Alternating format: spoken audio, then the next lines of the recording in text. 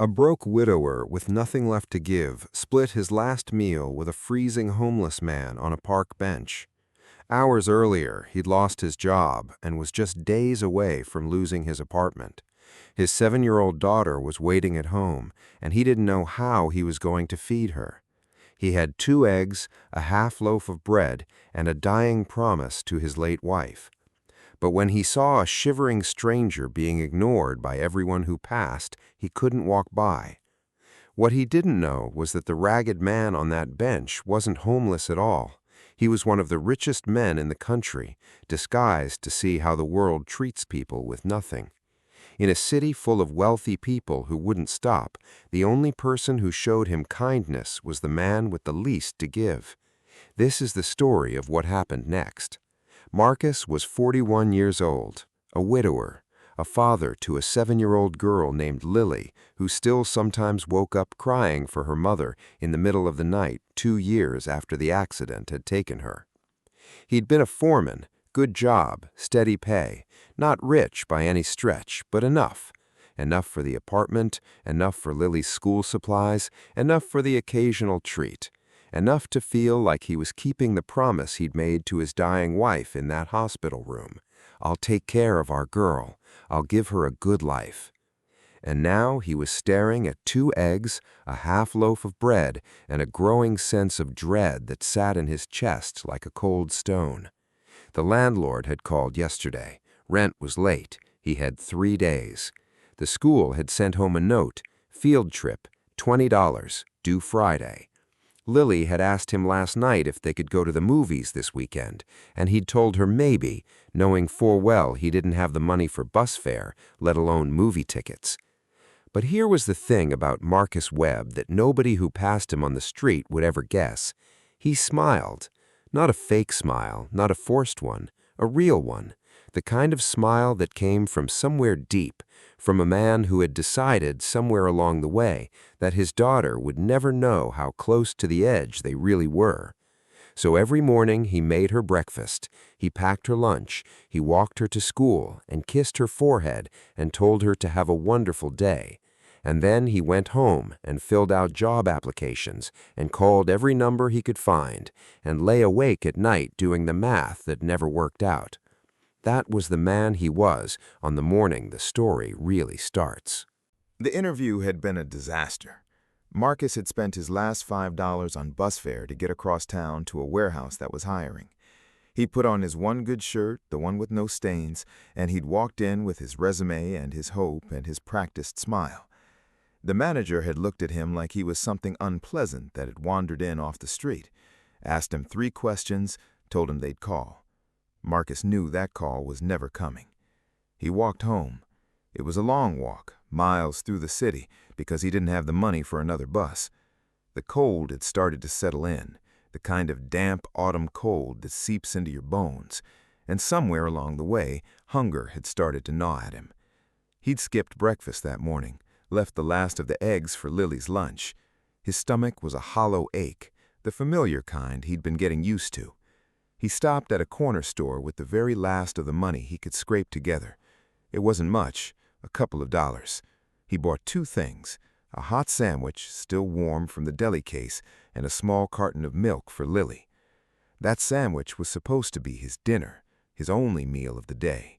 He'd eat half tonight and half tomorrow, stretch it out. It was a foolish thing to do, spending his last cash on a hot sandwich instead of cheap noodles that would last longer.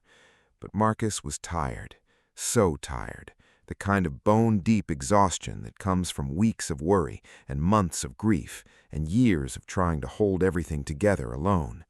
He needed something warm, something that felt like a real meal, just once. He was walking through the park that sat between the corner store and his apartment building when he saw the man on the bench. He was old, maybe 60 or 70, impossible to tell under the layers of ragged clothing, graying, unkempt hair, a weathered face that had been weathered by more than just weather, hollow cheeks, hollow eyes. The man was shivering, not the casual cold that makes you rub your hands together, the deep, uncontrollable cold of someone who has been cold for a long time and knows there's no relief coming. And here's the thing that Marcus noticed, the thing he would think about later when he understood the full scope of what had happened. The park wasn't empty. It was late afternoon, people were walking through, commuters heading home, shoppers with bags, a woman with a stroller, a couple holding hands, a man in a suit on his phone. And every single one of them walked past that bench like the man sitting on it was invisible. Not one looked at him, not one slowed down, not one acknowledged that there was a human being freezing to death in the middle of their afternoon. Marcus stood there with his warm sandwich in his hand and watched it happen, watched the comfortable people in their comfortable coats flow around the shivering man like he was a rock in a river. He knew, because he'd done it himself 100 times before. The little trick of the eyes, the smooth glance away, the sudden interest in your phone or the sky, or literally anything that isn't the person in need. The wealthy ones, the comfortable ones, they'd perfected it. Expensive shoes, expensive coats, expensive bags, and not a single one of them could spare a moment to look at the man on the bench. Marcus thought about his own life, about the 2 eggs in his refrigerator, about the field trip money he didn't have, about the promise to his dead wife that he was slowly failing, and he thought, that man could be me. That's me in 20 years if I don't figure something out. He knew what it was like to be invisible. He'd been invisible for weeks now. People stepping around him, people not returning his calls, the world acting like he didn't exist. And he couldn't walk past. He just couldn't. Marcus sat down on the bench next to the shivering man. The man looked at him, wariness in his eyes.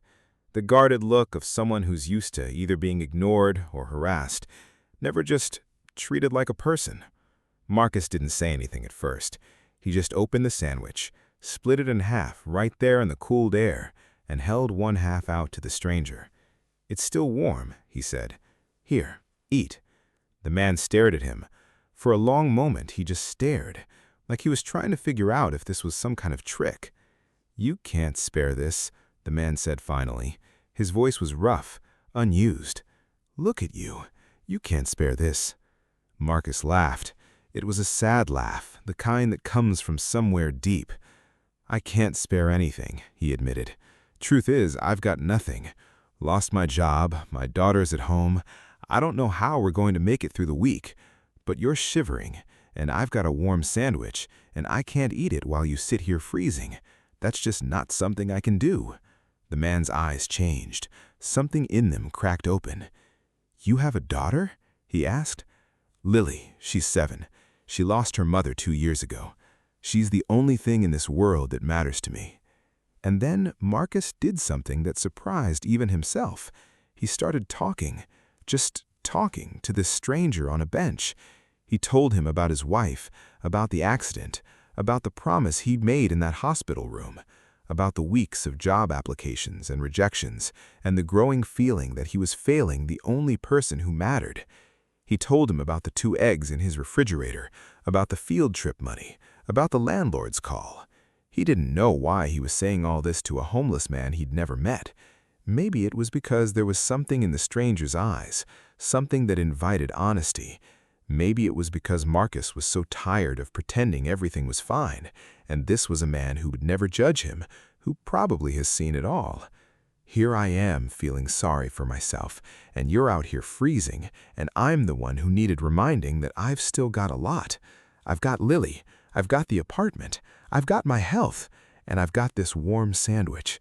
That's something. That's a lot, actually." "I can't understand," the man said quietly. He was holding the half sandwich in his hands, and his fingers were shaking. "You have a daughter. You're about to lose your apartment. You can't feed your child, and you're giving your only meal to a stranger on a bench." Marcus shrugged. "My mother used to say something. She used to say that the people with empty pockets are the ones who keep the whole world from freezing over. Anybody can give when they've got plenty. It's the people who have nothing who find out if they're really going to share." The man was silent for a long moment. When he finally spoke, his voice was thick with something Marcus couldn't quite name. "I've spent the whole day being ignored. I've had people step over me. I've been asked to leave places. I've watched hundreds of people decide I don't exist. And then a man with nothing sits down next to me and gives me his last meal. A man who's about to lose everything. Only about a week away, Marcus said with a grim smile. That's the timeline.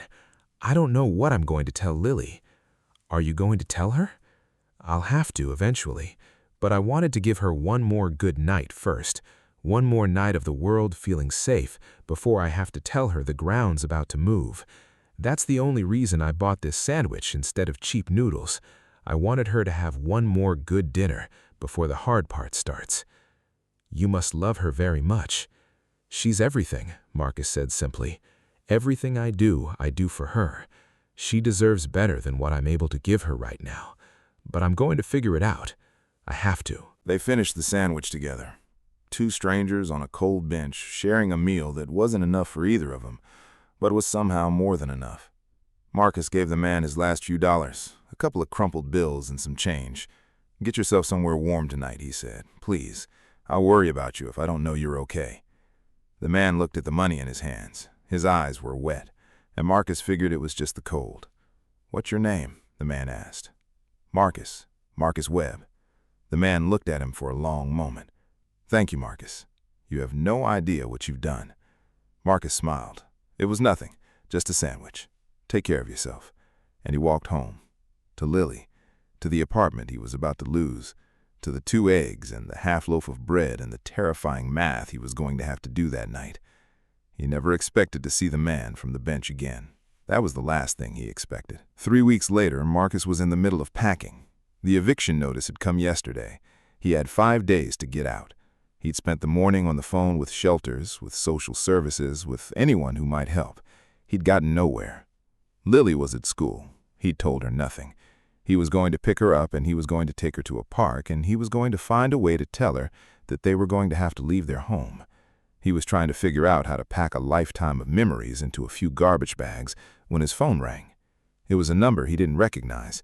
He almost didn't answer. "Mr. Webb? This is he. My name is Eleanor Vance. I'm calling on behalf of Mr. Franklin Montgomery. He'd like to meet with you. Today, if possible. I can have a car at your address in an hour." Marcus's mind went blank. Franklin Montgomery. That name. Everyone knew that name. The billionaire, the businessman, the philanthropist, the name that was on buildings. "The Franklin Montgomery?" Marcus asked. "Yes, Mr. Webb. He's very insistent. He says you shared a meal with him a few weeks ago in the park. He's been trying to find you ever since." And then Marcus understood. The man on the bench, the shivering homeless man, the man he'd given half his sandwich to. The car was a black town car with tinted windows. The building was a skyscraper in the heart of the city. The elevator went to the top floor, and the office was the kind of office you only see in movies, floor-to-ceiling windows with a view of the entire city, furniture that probably cost more than Marcus's apartment was worth, an assistant who brought him coffee in a cup so delicate it looked like it might shatter. And behind the massive desk sat the man from the bench, only he wasn't a shivering homeless man anymore. He was in a tailored suit, his hair was neat, his face was clean. He looked like he belonged in this room, like he'd always belonged in this room. But the eyes were the same. Marcus remembered those eyes. "Mr. Webb," the man said. "Please, sit down." Marcus sat. His legs felt like they weren't quite attached to his body. "I owe you an explanation," Franklin Montgomery said, "and I owe you a debt I can never fully repay." The story, when Franklin told it, was almost impossible to believe. The wealthiest man in the city had spent a day in disguise, a day dressed as a homeless man sitting on a bench, experiencing what it was like to be invisible. It had been a crisis, he said, a midlife crisis of the soul, a feeling that he'd built this enormous empire and had lost all touch with the people it affected. So he'd done something drastic. He'd left his money and his phone and his assistants behind and gone out into the world as a nobody, and it had been devastating. All day people had looked through him. All day people had stepped around him. All day he'd been treated like a piece of furniture, a smudge on the window of their comfortable lives. He'd been cold, he'd been hungry, He'd been lonely in a way he'd never felt lonely before. And just when he was about to conclude that people were fundamentally selfish, that kindness was a fairy tale, that the world was cold all the way down, a man sat down next to him. A man who had nothing, a man who was about to lose everything, and that man shared the only food he had. "I want you to understand what that meant to me," Franklin said. "I've spent my whole life surrounded by people who want things from me, who are nice to me because of what I can give them. And in one day of having nothing, I discovered that without the money, I was worthless to the world. I was nobody, just another old man on a bench. And then you sat down next to me," the man's voice cracked, "and you gave me half your sandwich and your last few dollars, and you told me about your daughter and your wife and your mother, and that thing she said about the people with empty pockets keeping the world from freezing over." Franklin stood up. He walked around the desk. He took Marcus's hands in his own. "I sat on that bench after you left, and I wept," he said. "I wept because a man who had nothing was the only person in the entire city who had anything to give. I wept because I'd been about to believe something terrible about humanity, and you proved me wrong in the most impossible way." He squeezed Marcus's hands.